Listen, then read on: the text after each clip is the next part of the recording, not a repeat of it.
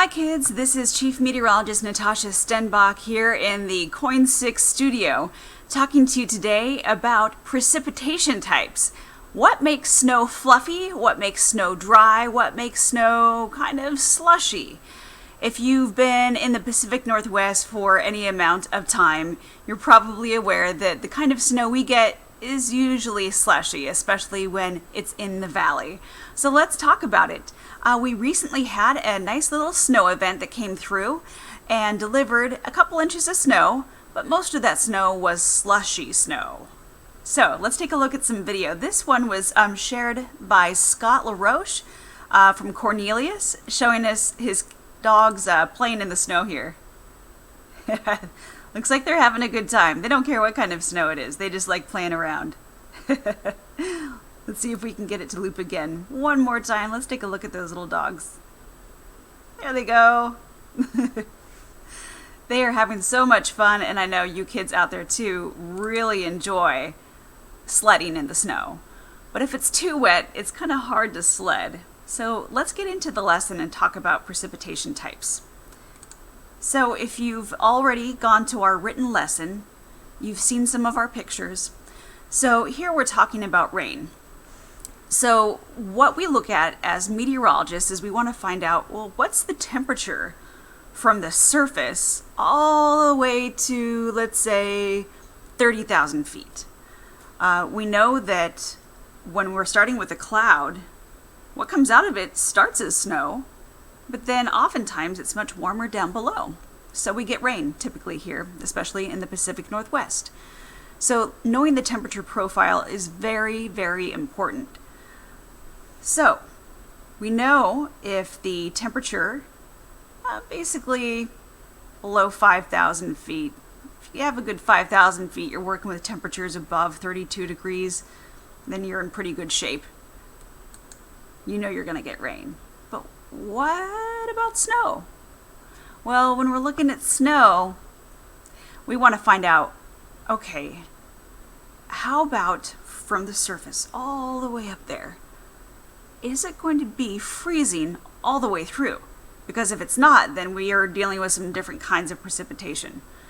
So with snow, we like it to be 32 degrees or below to pretty much guarantee it's going to be snow when it reaches the ground. But there's a different kind of precipitation called sleet. So sleet, we start off with snow, and then we enter a warm layer, turns over to rain, but then we have a cold layer down below, and then it turns back to not exactly snow.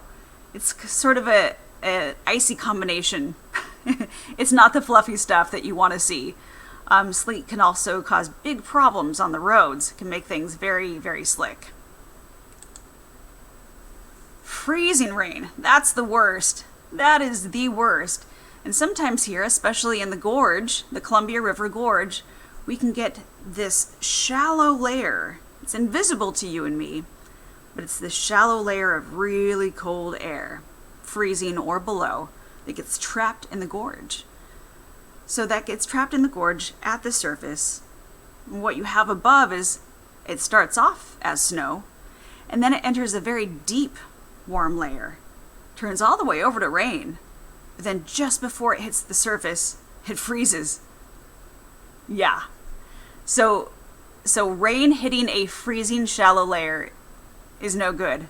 That's freezing rain, and that can cause major issues on the roads and make it just dangerous to even drive or walk for that matter. So there's some of your precipitation types.